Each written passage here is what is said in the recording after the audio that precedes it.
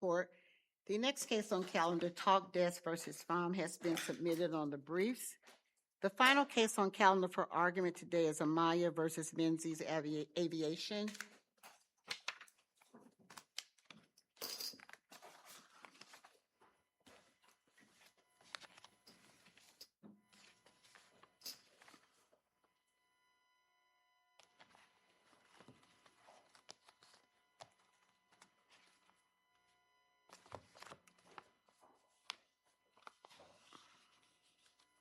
Counsel for appellant, please approach and proceed.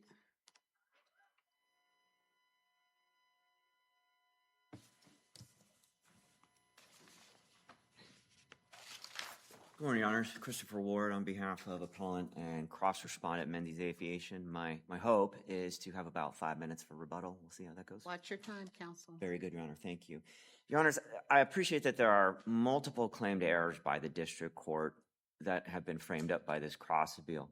But the starting point for resolution is relatively straightforward. It's reversal of application of the transportation worker exemption to the 29 classes of workers to which the district court applied it, which in turn requires recognition that the earlier certification order is and always has been fatally flawed. So the question then becomes, what do we do from there with the reversal? And Menzies submits that the multiple errors in how the district court went about its transportation worker analysis require a reversal with instruction to grant the motion to compel in full.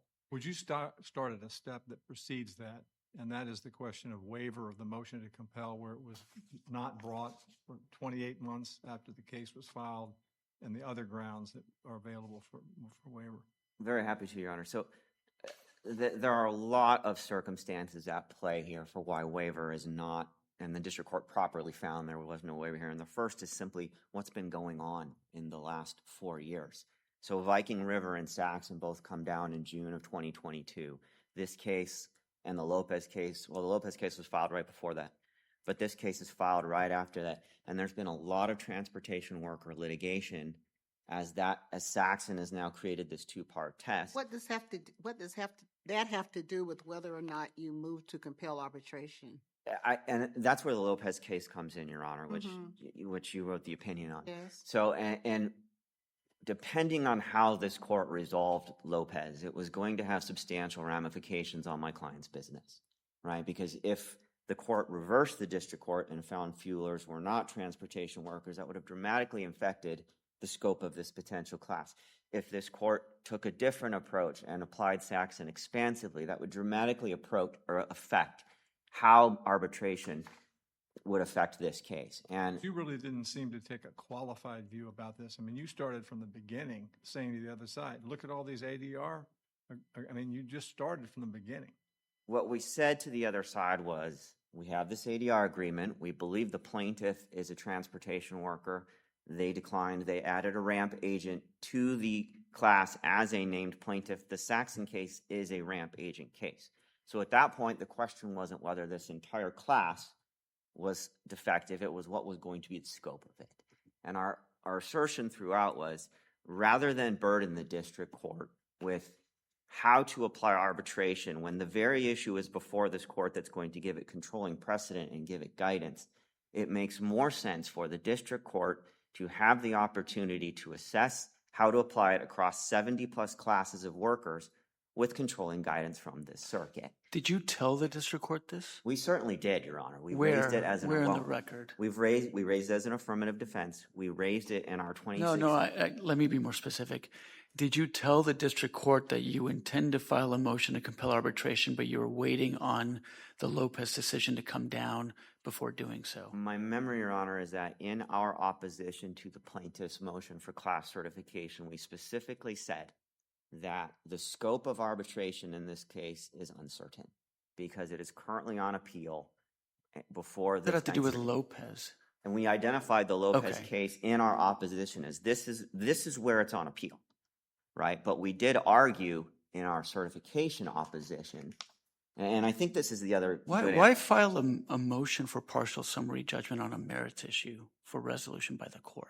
And if you look at that partial motion, Your Honor, what we were asking the court to do was find that particular claim was subject to arbitration. because it was covered by a collective bargaining agreement. And so Right, but even- that motion argued that that claim was preempted because of the collective bargaining agreements, and alternatively, that it would be outside the statute of limitations. So the relief that the motion was requesting was an end to that claim altogether, not to arbitrate it. The relief that we were seeking there was in part to point out that this claim belongs in arbitration, not in civil court. And you can look back through the docket. We actually requested permission from the district court to file that motion to be heard at the same time as plaintiff's motion for class certification. And the court granted that relief. And the reason that we put that in front of the district court at that time was efficiency. What we said was because this substantially bears on the certification of this particular claim, we think it makes sense from an efficiency standpoint for the district court to understand all of the issues that relate to that claim. Well, all that may be, but that still signals an intent to litigate issues about class certification and the like. It's not a signal that you don't want to have this happen in the district court forum and you want to arbitrate it instead. So, I mean, I join Judge Fitzwater's kind of skepticism that over 28 months of litigating and filing a motion on a merits issue and copious discoveries, I think 7 rounds, as I read somewhere, why doesn't that constitute waiver? It doesn't constitute waiver because of the context, Your Honor, in that this case wasn't going to go away no matter what happened with that particular issue. And then I think there's another response to that, which you sort of asked the question, if this court is to find waiver, does that essentially fatally kill our appeal? And I would submit that it does not, because we've also asked this court to pass on In re Marriott's rationale from the Fourth Circuit. And we put that in, if this court finds that that rationale is sound, and we believe that it is, then the district court should have passed on the arbitration enforceability question as to the entire classes of workers here years ago.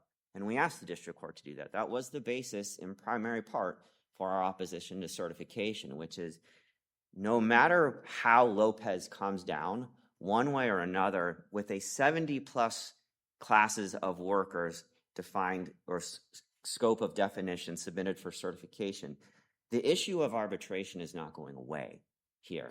You have to first move for arbitration for the district court to make that determination. To the extent you didn't move for arbitration, are you saying the district court had an obligation sua sponte to determine whether or not the proceeding was subject to arbitration? Not sua sponte, Your Honor. I'm saying we raised it as a point in opposition to certification. But you never filed a motion. And in a vacuum, I could see the court's point. And if Lopez weren't going on, it might have been a different situation. Or if we were dealing with a much more circumspect class, it might be a different issue. But with some, sorry, I'm trying to do the math in my head, 6 dozen classes of workers here, that's a lot for the district court to take on in the scope of class certification, particularly when the issue is before this court for controlling guidance. Well, you could have asked for a stay. You could have filed the motion to compel arbitration and then asked for a stay pending the outcome in Lopez. I would have to check the briefing, Your Honor. I can't honestly recall if we did or not. You did what? If we had asked for a stay in lieu, right? But what we had said is this class is not properly certifiable because one way or another, it's going to contain individuals who are subject to arbitration and individuals who are arguably not.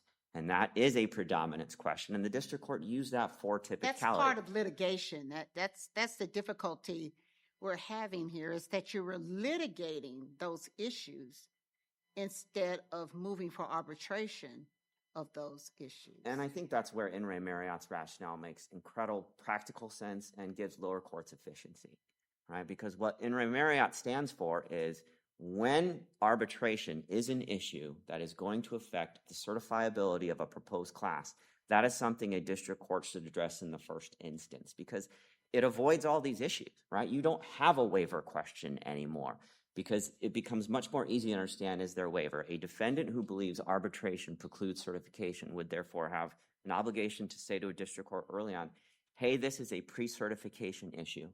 We need to figure it out.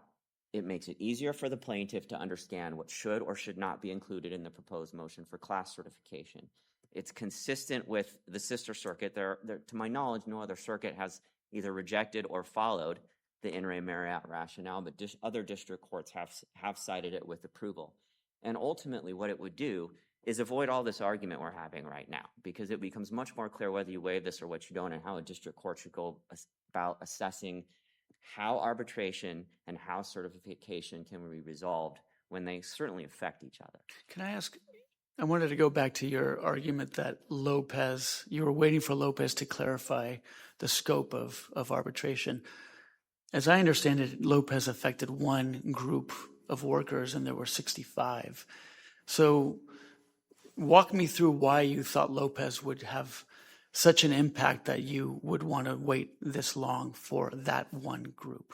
My belief is that fuelers are the single largest group within the 70 plus classes. So that in and of itself is significant. The other thing is that, depending on how this court ruled in Lopez. I mean, couldn't you have moved to arbitrate the other groups that have nothing to do with fuelers, even if numerically it's a smaller group? Why? I guess I'm having trouble with understanding why waiting for Lopez for that much time was going to impact your strategy going forward. I think the district court answered that the best, right? These are two intimately intertwined cases. I think intimately related was the district court's word, and we were reasonable waiting for that, because what ended up happening is now the district court, in our view, expanded Lopez. It used Lopez to then expand from one class of workers to an entire department, which we've claimed is a BSNet violation. But that was the whole point, But that was the risk of waiting for Lopez.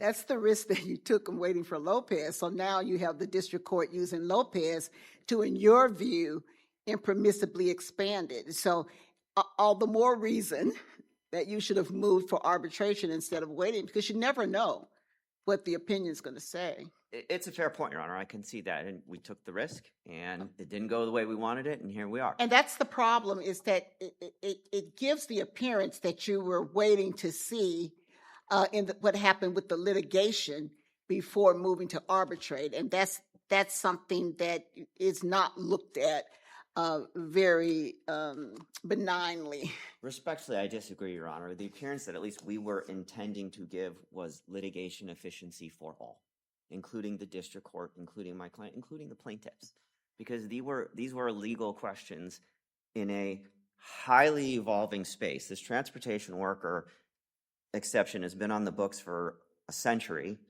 There wasn't a ton of litigation over it until Saxon comes down, and now suddenly it's everywhere. It was been up to the Supreme Court 2 more times since Saxon. The district courts are struggling with how to apply Saxon. The circuit courts are struggling how to apply Saxon. So our view was, given we're looking at 70 plus classes of workers, and the plaintiffs insist that the entire Menzies workforce in the state of California, no matter what they do, are transportation workers, which again, that's a BSNet problem. That is an industry-based approach.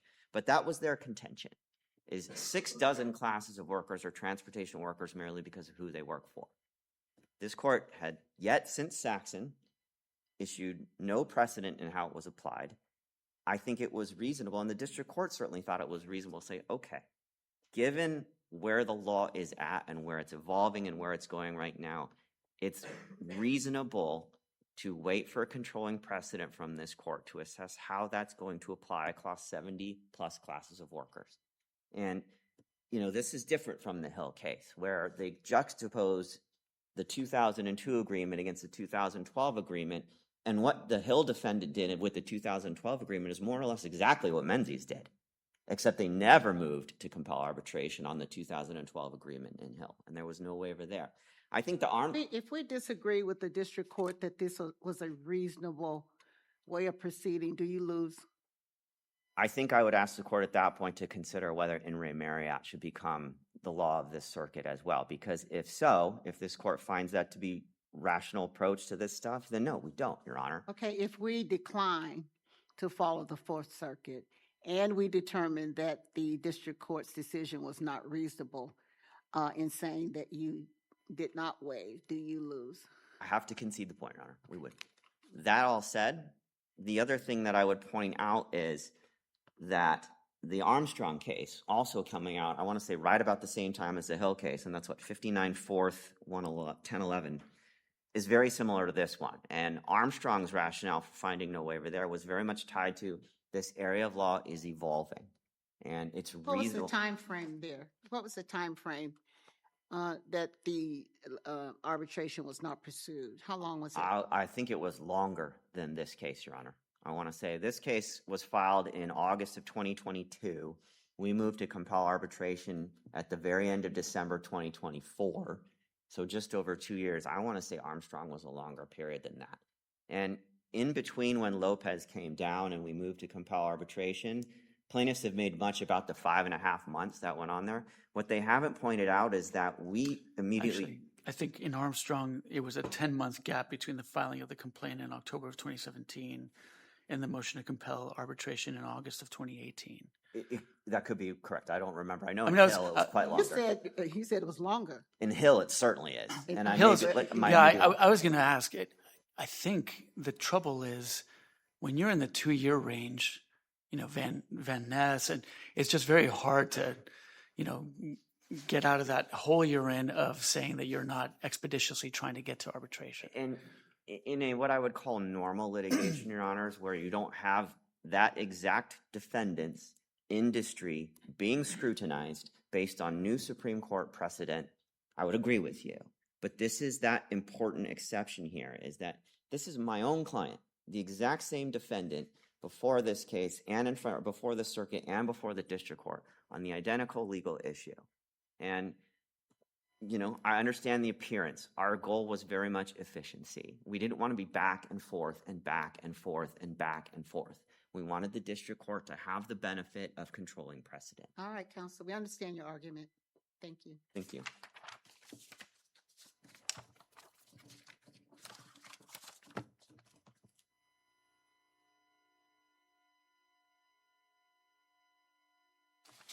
Good morning, Your Honor. Joe Sias Jr. for the plaintiffs, appellees, and cross-appellants. Let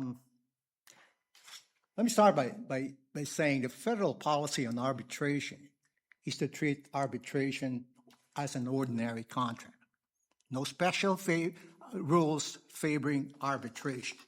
That's why when an entity files a motion to compel arbitration, subject to the rules of ordinary motions, like rules on timeliness. Now, there's a prevailing federal policy in arbitration, which is stated by the Supreme Court in the Moses Cone case. It is the rapid and unobstructed enforcement of arbitration. Even if the rapid enforcement of arbitration means inefficiency, having to have separate proceedings or issues adjudicated in different forms. What is important is that some cases that need to be arbitrated have to be taken out of the court for arbitration per agreement of the parties. That's important. That's the federal policy now. But Menzies failed to comply with that policy. In response to Judge Sanchez's question, did you Menzies inform the district court about having to wait for the Lopez case before you file a motion to compel arbitration? The answer, Your Honor, is no. In the opposition on the class certification, they only cited the arbitration to say Ms. Amaya does not adequately represent the interests of the other class members subject to arbitration. And that is how Judge Vera, or the district court, resolved the issue of arbitration. Arbitration was seen as a procedural context here. And applying Rule 23, when the court was conducting a rigorous examination of class certification, the court said, yes, it is a common defense subject to class-wide resolution. And therefore, this is a case that should be certified. Okay. The problem is we have had 4 separate joint reports that I and Menzies counsel co-authored, submitted to the district court in separate occasions. None of those joint reports has Menzies ever indicated that, Your Honor, we are waiting for Lopez here. That's why we're not filing a motion to compel arbitration. On the other hand, Menzies represented that other than their motion for summary judgment, they do not intend to file any other motion, including motions on issues, claims, or procedural motions. Procedural motions definitely include a motion to compel arbitration. So, counsel, the district court was intimately familiar with all the proceedings, all of the filings, and nevertheless said there was not a waiver. Why shouldn't we give some deference to the district court's greater familiarity with the proceedings? The thing is, that's the error that we assign to the district court, for not really observing the federal policy of rapid enforcement of arbitration.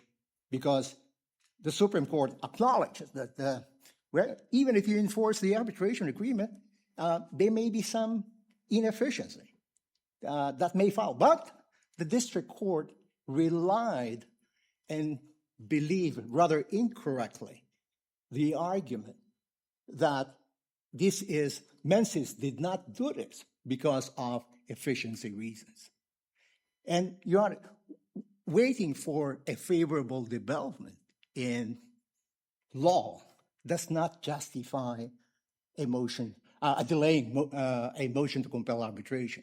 We all have our own responsibilities. As proponent of the class action, we need to file the class action immediately. As the district court has responsibility to certify or decide whether an action has to be certified or not. And the holder of the arbitration right has the responsibility to promptly bring this out to court. And if there is really a good reason for not doing it, then there should have been a disclosure to the court about it, so that at least the court can better manage its class action.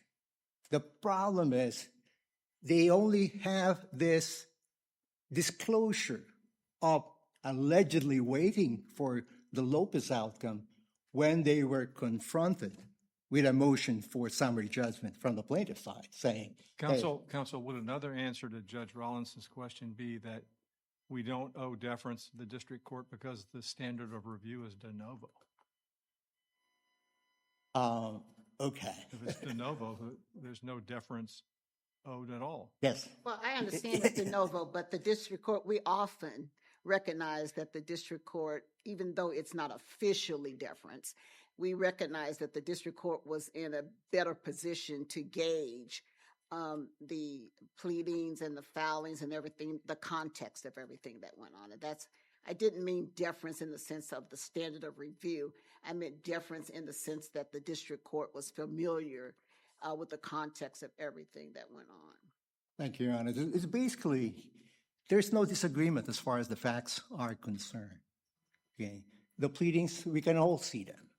The pleadings do not show any transparency on the part of Menzies, any disclosure of their concerns. We believe that this is nothing but a pretext to they chose a litigation strategy in this case. They filed a motion for summary judgment seeking to eradicate the class claims. They basically conducted very active discovery, not only of the claims of the individual plaintiffs, but also of the broader class claims. And they participated in the management and direction of this class action for the last 3.5 years. That really shows acts inconsistent with the right to arbitrate. Counsel, can you respond to opposing counsel's invitation for us to look to In re Marriott? Even if we found waiver, that the district court may have erred based on what the Fourth Circuit found in that case. Thank you, Your Honor. It is rather unusual for Menzies to insist that we should have to decide arbitration first before deciding the issue of class certification. from a party that filed its motion to compel arbitration 28 months after the complaint was filed. As soon as the complaint was served on Menzies, they were already telling us about arbitration, and yet they chose a strategy of litigating in federal court with the hope that they can obtain the benefits of litigating in federal court. If Counsel, his argument is under the rationale of the Fourth Circuit, the district court, even if we agree that there was a waiver, that we should send it back to the district court to decide the issue on the basis that the arbitration should have been decided by the district court early in the proceedings. What's your response to that? our response to that, Your Honor, is that the holder of the right should have filed its motion to compel arbitration promptly.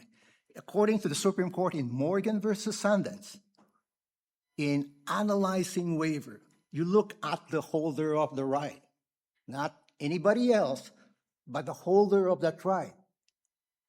Was the holder of that right diligent and prompt enough to assert its right?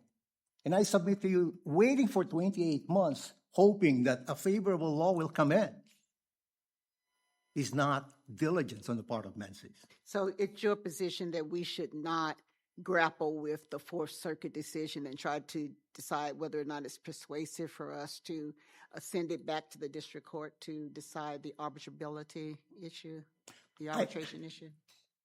I think as class counsel, Your Honor, faced with that situation, a district court can proceed with its responsibility of deciding whether a case should be certified or not, consistent with Rule 23, which requires them to decide as early as practicable the issue of certification. So, as I mentioned, there are three different responsibilities. The district court, to decide the issue of class certification right away, proponent of class action to file that class action right away. And if there's a holder of arbitration, they should have filed that motion right away.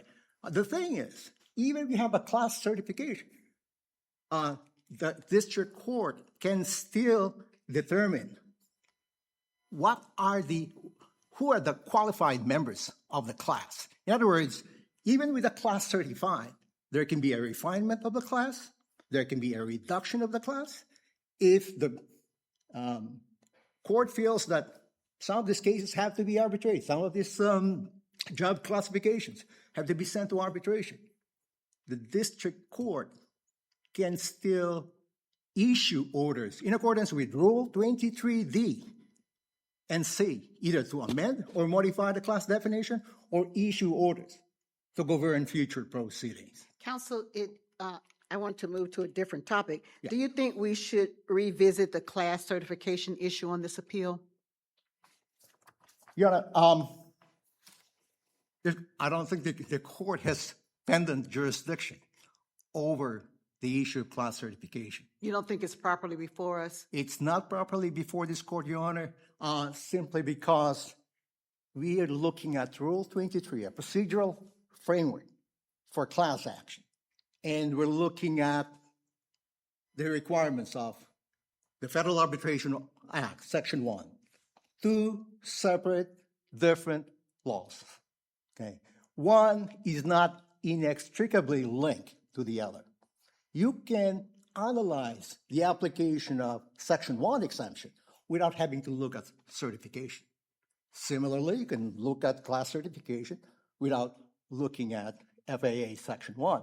And the only thing, as I've mentioned to Judge Sanchez, is basically that, yes, you look at arbitration only as a common defense, only under Rule 23A.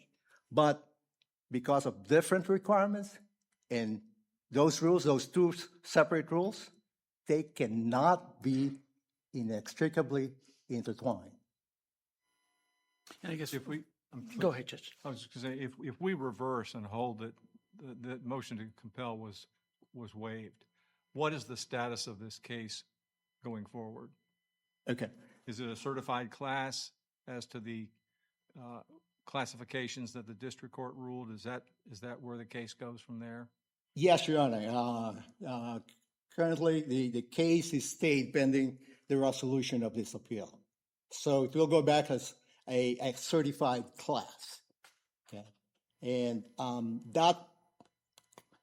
regardless of what the outcome is of this appeal, there is going to be a certified class. Thank you, Judge Sanchez. And we haven't really talked about this, but is there any question that we have pendant appellate jurisdiction over this waiver issue? I don't think there's any question about it, Your Honor, since basically we need to resolve the issue of waiver before that arbitration can be enforced. In other words, is the right still existing? So this court has to determine whether that right still exists. If it does not exist anymore, then you can deny the motion to compel arbitration. So that issue of waiver is inextricably intertwined with the issue of the validity of this arbitration, which Menzies is seeking to enforce.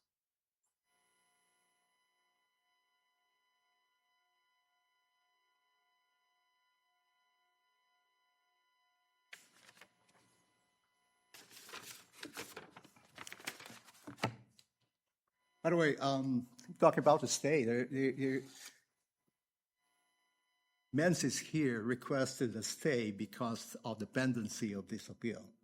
At no time before that did they ever request a stay because of the alleged waiting for the outcome in Lopez.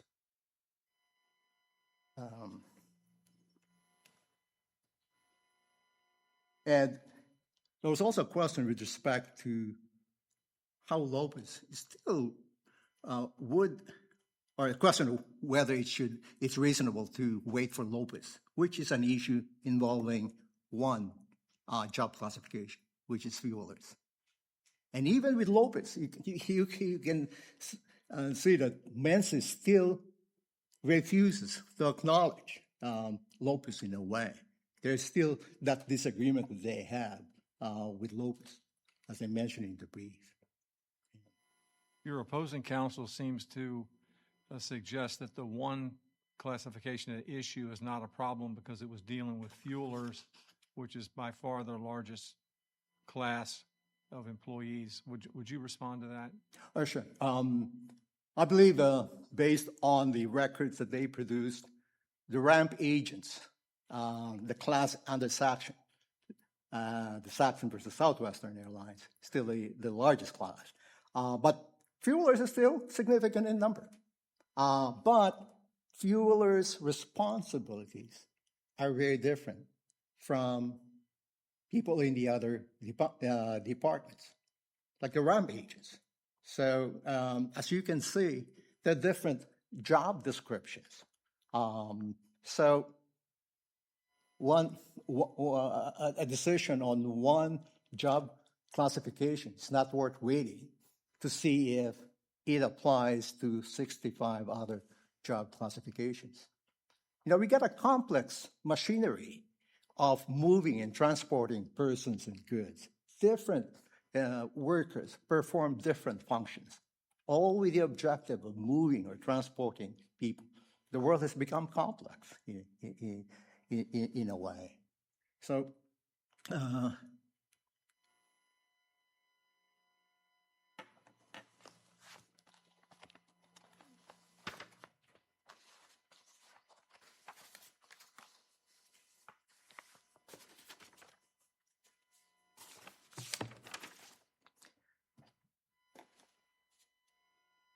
one last point, Your Honor, is that I still believe that the strategy here of Menzies is to be able to test the litigation waters, and failing to get what it wants from the federal court.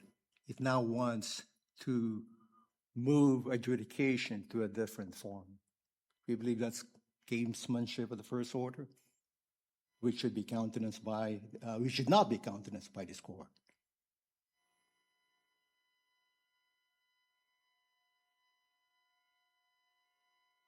one last point on the certification order. I think Menzies misreads the certification order. Certification order was basically addressing, as I mentioned, the typicality and adequacy issues. It is not using arbitration as a basis for class certification. And therefore, again, there is no inextricable interlink between the certification order and the arbitration order. Finally, I know that under Morgan versus Sandens, prejudice is not required to oppose a motion to compel arbitration. We have been prejudiced in a way, as we pointed out. But if some of these class members are sent to arbitration, they will face that statute of limitations defense in accordance with the ADR policies of Menzies itself. So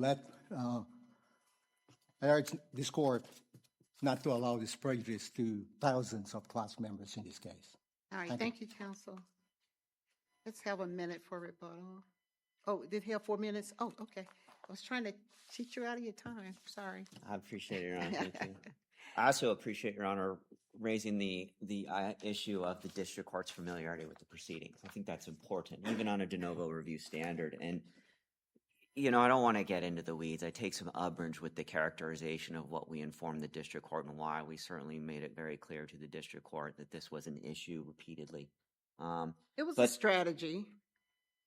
It was, and again, I understand how it can look that way. You can only take my word for it. The goal was really efficiency. I take the courts across the entire country, their time seriously. I take my clients' resources seriously. Right. Even if efficiency is you important. think it was efficiency, that's still a strategy. For sure. In that way. I didn't mean to be pejorative when I said it was a strategy. Then I totally agree with you, Anna. It was a strategy for efficiency. And again, when we talk about the district court understanding its own docket and having the sort of freedom to manage its proceedings, if there's any indication that arbitration was always meant to be an ongoing issue in this case, it's the district court.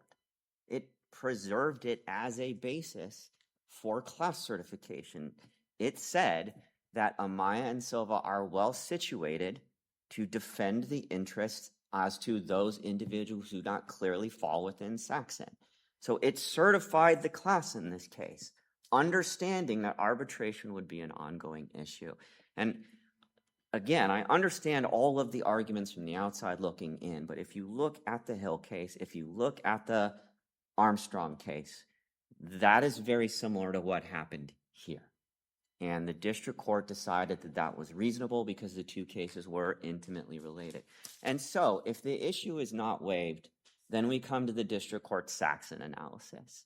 And I submit that there's really not much argument that the district court Saxon analysis was flawed. At a very obvious level, it performed no frequency analysis whatsoever. It didn't even invoke Saxon's frequency element as something it needed to consider. It basically said, these individuals are transportation workers because of what's put on a job description. None of those job descriptions describe how often these duties are done. And that was why when Lopez came out, and again, we weren't waiting for a favorable ruling. We were waiting for a ruling because Lopez comes out on July 19th, 2024. We start the Central District of California Local 7-3 meet and confer process on our motion to compel in August 2024.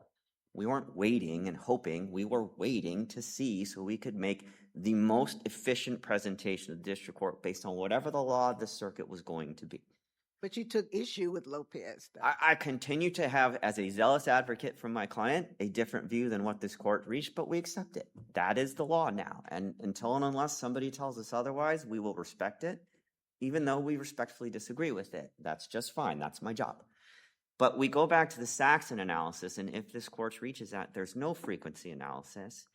The burden of proof of the 29 classifications that the district court exempted from arbitration, the only evidence it had from the plaintiffs on 27 of those classes were job descriptions. Saxon says you've got to look at the actual work performed by the class as a whole. I don't understand how a court can assess the actual work at a day-to-day level of what workers do by looking at a job description. And that's why we But supplement. we often use job descriptions in that context. In Lopez, we did. There's certain, and the one thing in Lopez is there was no dispute. What do? They fuel all day long, every day. So we never raised frequency in that case because it was an obvious issue. But for many of these other positions where, again, we grouped them out in part based on frequency, because for those classifications, it mattered. I mean, the district court included people who do paperwork as workers under Saxon who are direct, actually, and necessarily engaged in interstate transportation. But opposing counsel made the point that the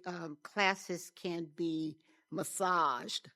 Do you agree with that? That that's not written in stone, that those people are all a part of the class for all time? And I think if this goes back to the district court, that's the argument we need to make to the district court, is you need to look at this. And I appreciate that it's cumbersome, right? We tried to narrow this as much as possible, and plaintiff said, nope, we want the entire employer in. Okay, that's why we spent 5 months meeting and conferring with them and trying to prepare an evidentiary package that would make this as easy on the district court as possible. Counsel, let me ask you this. Do you think this court should revisit the class certification issue in this appeal? I do, Your Honor, in part because we've asked the court to undertake an in re Marriott analysis and decide if that is sound law for this circuit as well. Well, separate and apart from the in re Marriott issue, do you think the class certification issue is properly before us? I do, Your Honor, because if this court leaves nothing changed, what we're left with is at least 36 classes of workers inside a certified class that can't be there. By function of the fact that they are excluded from arbitration, they cannot be part of a certified class. So that certification order is intimately related to what happens with this case. And if any part of this arbitration, compelling to arbitration stands, that certification order is legally defective. All right. Thank you, counsel. Thank you very much for the time, Your Honors. Thank you. Thank you to both counsel for your helpful arguments. The case just argued is submitted for decision by the court. That completes our calendar. We would like to thank the students who have come to observe the proceedings, and we're going to go back to conference, but we'll come back later to chat with you. Okay, we are in recess until 9:30 a.m. tomorrow morning.